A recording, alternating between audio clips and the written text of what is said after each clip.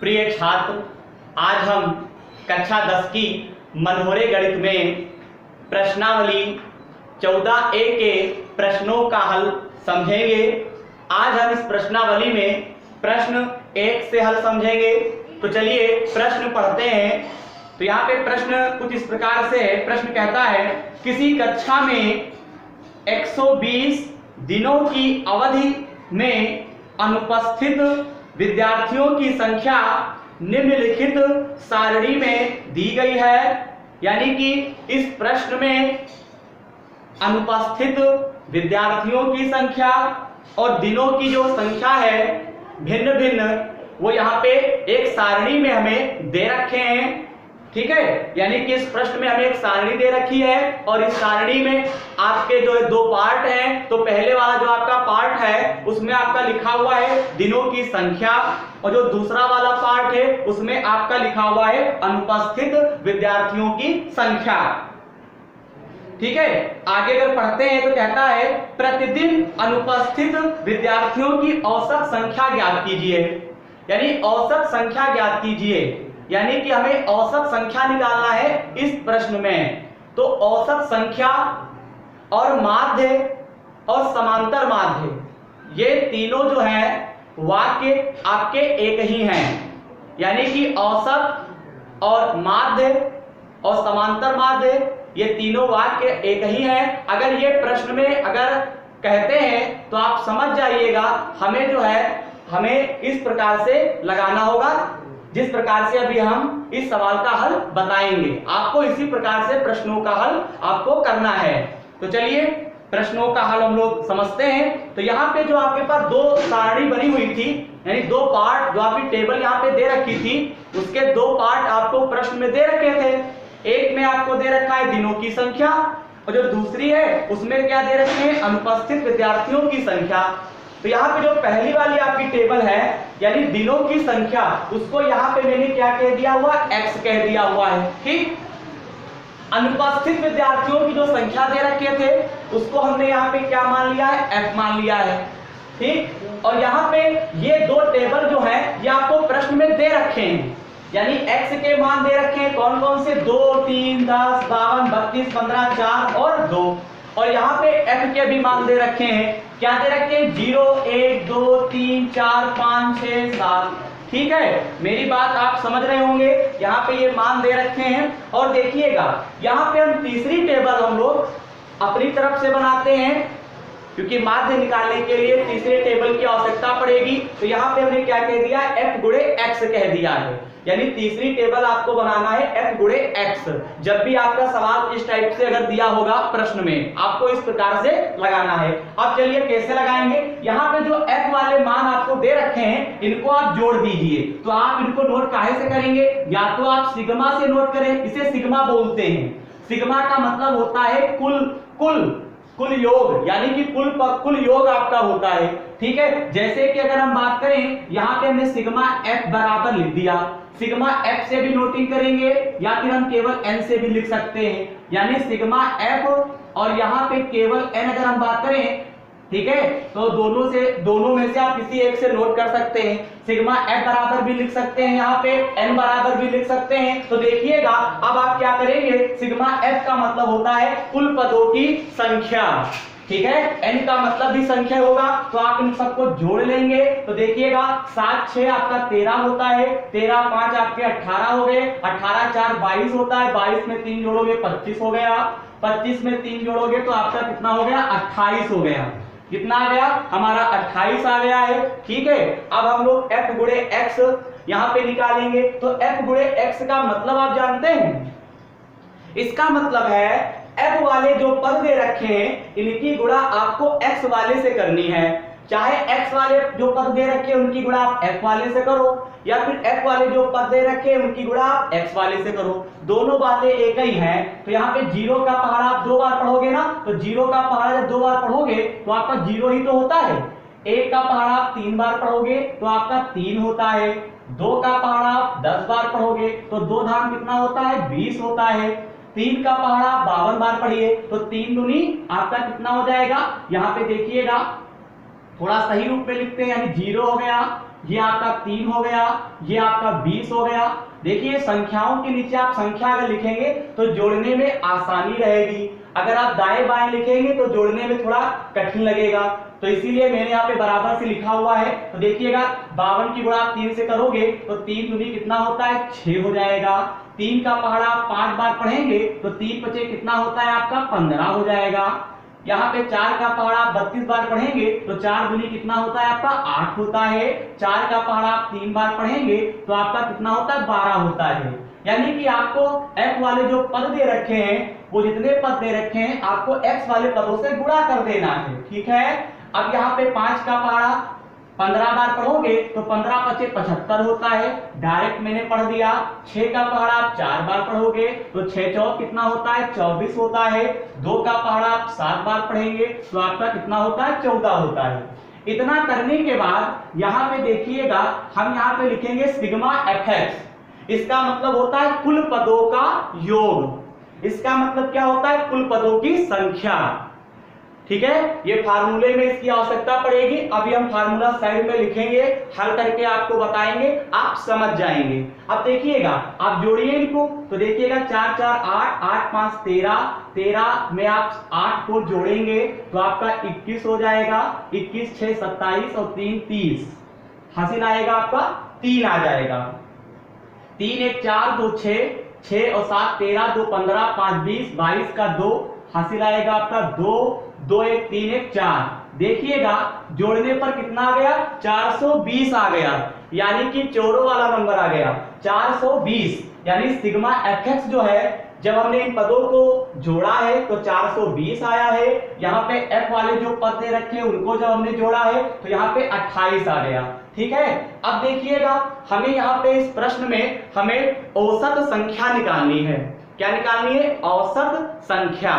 तो देखिएगा हम सूत्र लिखेंगे औसत संख्या माध्य समांतर माध्य, ये तीनों जो है वाक्य आपके एक ही हैं। अगर ये तीनों वाक्य अगर कहीं भी कहता है और प्रश्न आपका इस प्रकार से दे रखा है तो आपको इसी प्रकार से हल करना है, जैसा कि हम आपको हल बताने वाले हैं। तो देखिएगा यहाँ पे लिखेंगे औसत संख्या। औसत संख्या बराबर, यहाँ पे हम फार्मूला लिखेंगे, औसत संख्या बराबर सूत्र होता है सिग्मा fx। क्या होता है सिग्मा fx बटे सिग्मा f। आप चाहे सिग्मा f लिखें बटे में, चाहे कैपिटल N लिखें, कोई दिक्कत नहीं है, ठीक है। आपको पेपर में नंबर पूरे में पूरे मिलेंगे, ये मत सोचिएगा। यहाँ पे मैंने आपको लिख के इसलिए दिखा दिया, आप n बराबर चाहे लिखो चाहे सिग्मा f बराबर लिखो। अब तो क्लियर हो गया ना। अब सिग्मा fx के स्थान पे सिग्मा fx का मतलब भी हमने बताया कुल पदों का योग, सिग्मा f का मतलब कुल पदों की संख्या। तो यहाँ पे आपके कुल पदों का योग कितना हो गया 420 हो गया। सिग्मा f का मान कितना हो गया 28 हो गया। अब आप इसको काट दीजिए वरना भाग भी कर सकते हैं। चलिए हम काट देते हैं। 7 छंग 42, 7 चौक कितना होता है 28। अब आगे देखिएगा 4 एकम 4, 4 पंद्रह कितना होता है आपका 60 होता है। तो देखिएगा औसत संख्या कितनी आ गई 15 आ गई। यही आपका क्या हो जाएगा आंसर हो जाएगा। हमें इस प्रश्न में हमें औसत संख्या हमें निकालना था, तो औसत संख्या में कितनी प्राप्त हुई है 15 प्राप्त हुई है। यानी कि ये आपका सवाल नंबर जो था, ये आपका सवाल नंबर आपका 1 था, ठीक है। अब आप प्रश्नावली 14A का जो पहला सवाल था तो उसका हल आप समझ गए होंगे। अगर सवाल में औसत संख्या माध्य समांतर माध्य अगर कहता है तो आप क्या करेंगे, इस प्रकार से आपको क्या करना है हल करना है। अब चलिए हम लोग आगे जो है प्रश्न 2 का हल हम लोग समझेंगे। चलिए प्रश्न 2 देखते हैं। प्रश्न 2 हमसे कहता है 60 परीक्षार्थियों के किसी विषय में प्राप्त अंक निम्नलिखित सारणी में दिए हैं, ठीक। यानी कि आपको यहाँ पे एक सारणी दे रखी है और उसके कितने पार्ट हैं 2 पार्ट हैं। ये प्रश्न में आपको दिए होगा क्या दे रखे हैं, आपका जो पहला पार्ट है उसमें आपको दे रखे हैं प्राप्तांक, और जो दूसरा पार्ट यहाँ पे दे रखे हैं वो दे रखे हैं परीक्षार्थियों की संख्या। ठीक, और उसमें भिन्न भिन्न मान दे रखे हैं। अब आगे बढ़ते हैं तो आगे कहता है इन परीक्षार्थियों के प्राप्तांक का माध्य ज्ञात कीजिए। क्या ज्ञात कीजिए, हमें यहाँ पे माध्य निकालना है। तो चलिए हम लोग क्या करेंगे, यहाँ पे हम लोग 3 टेबल बनाएंगे, जैसा कि मैंने आपको प्रश्न 1 में आपको 3 टेबल बना के आपको दिखाया था और हल करके भी दिखाया है। उसी तरह आपको सवाल बिल्कुल सेम ये भी आपको लगा के हम दिखाएंगे। अब आगे देखिएगा, यहाँ पे हम लोग सवाल नंबर 2 का हल समझेंगे। तो यहाँ पे देखिएगा, यहाँ पे जब हमने प्रश्न को पढ़ा है तो यहाँ पे प्राप्तांक और परीक्षार्थियों की संख्या दे रखे हैं। तो देखिएगा, प्राप्तांक को हमने x मान लिया है, परीक्षार्थियों की संख्या को मैंने f से नोट किया है, और तीसरी टेबल आपको बनानी पड़ती है कौन सी, f गुणे x। यहाँ पे देखिएगा, जो यहाँ पे प्राप्तांक दे रखे हैं 01, 03, 04, 05, 06, 07, 09, यहाँ पे 10। यहाँ पे जो परीक्षार्थियों की संख्या है 02 है, 05 है, 07 है, 12 है, 13 है, 10 है, 7 है और 4 दे रखे हैं।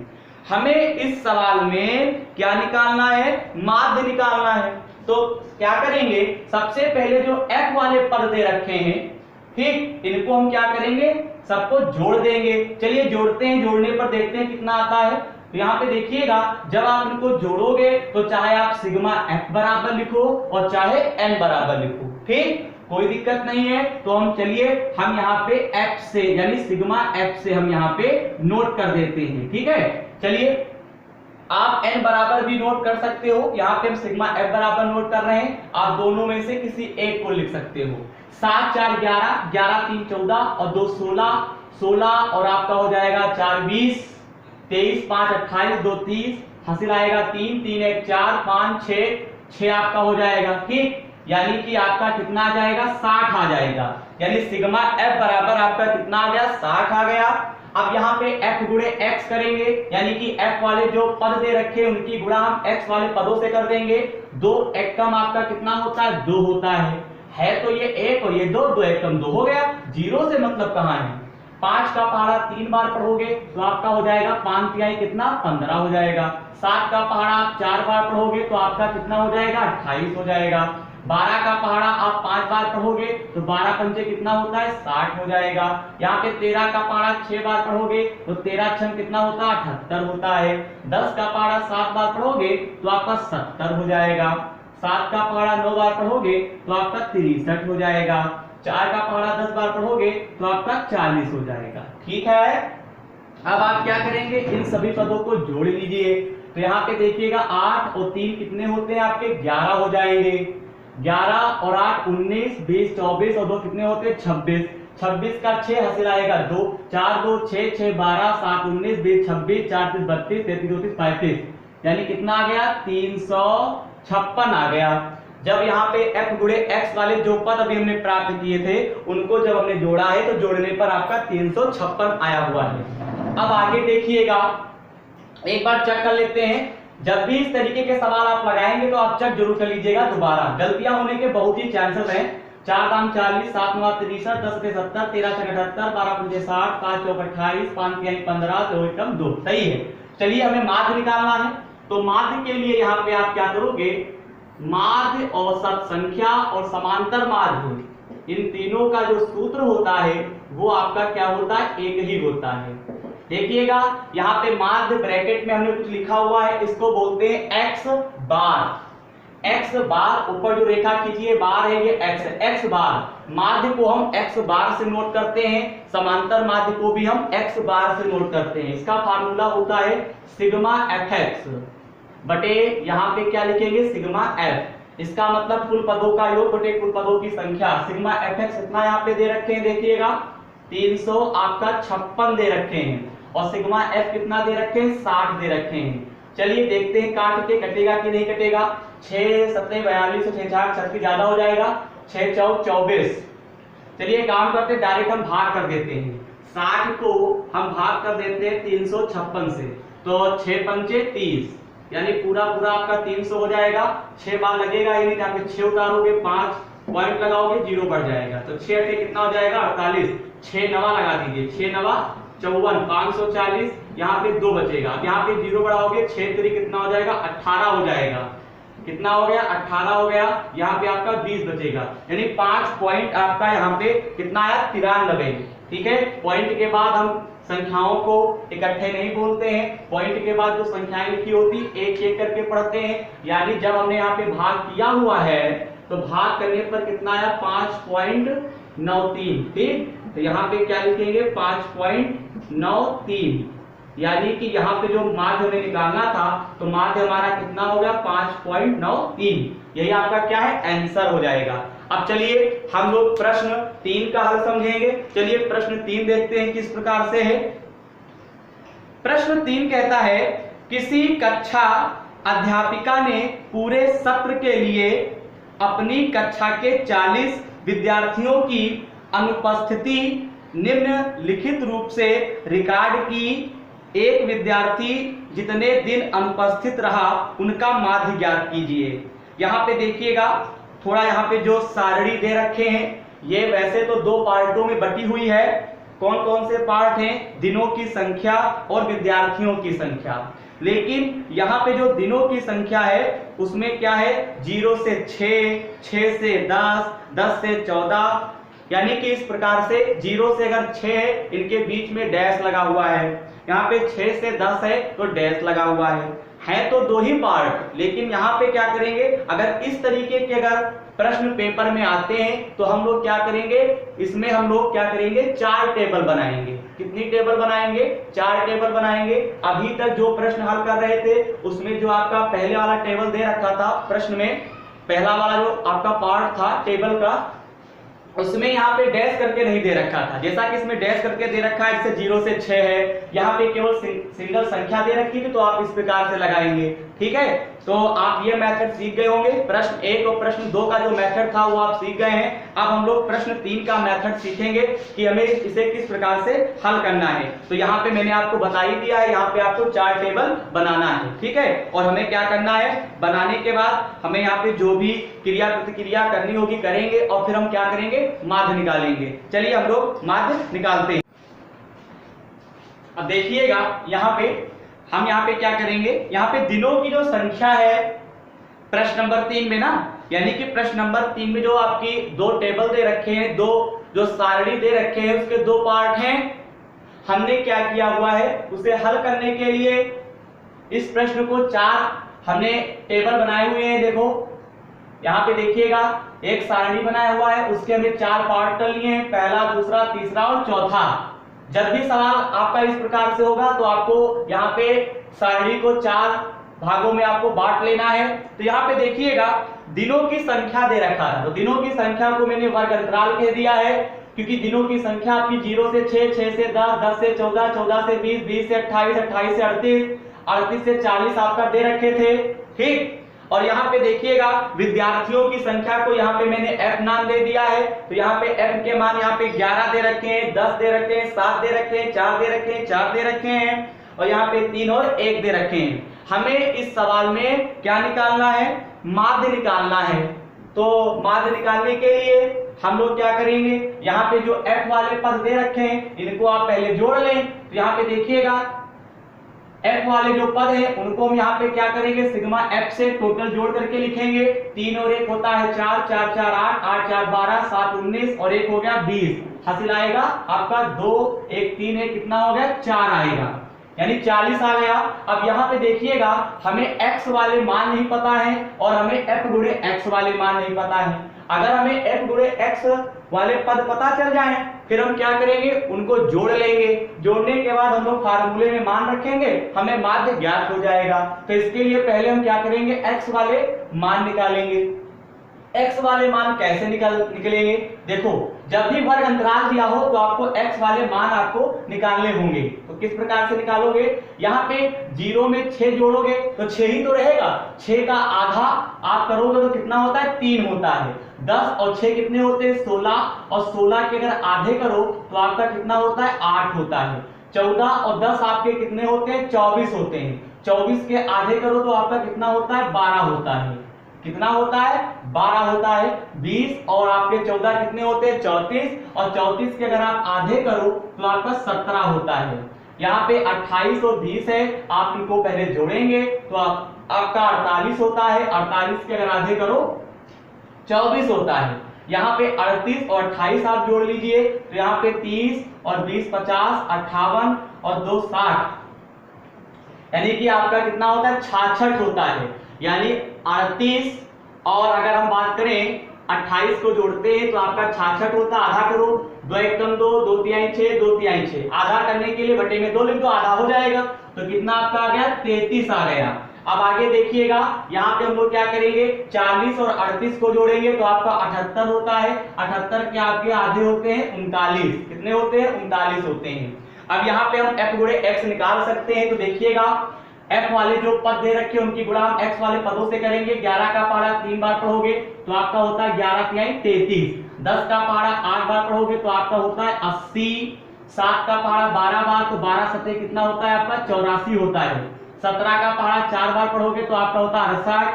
24 का पहाड़ा 4 बार पढ़ोगे तो आपका हो जाएगा कितना? 4 चौको 16 का 6 हसीला 1, 4 दूनी 8 और 1 9, 96 आपका होता है। 33 का पहाड़ा 3 बार पढ़ोगे तो आपका 99 हो जाएगा। 39 एक कम आपका 39 हो जाएगा। अब आप इनको क्या करेंगे? आपने जोड़ लीजिए। चलिए जोड़ते हैं। 9 9 18 हो गया। 18 और 6 आपके 24 होते हैं। 24 और 8 आपके होते हैं 32। 4 36 और 3 39 का 9 हासिल आएगा 3 3 3 6 9 6 15 15 और 9 आपके होते हैं 24।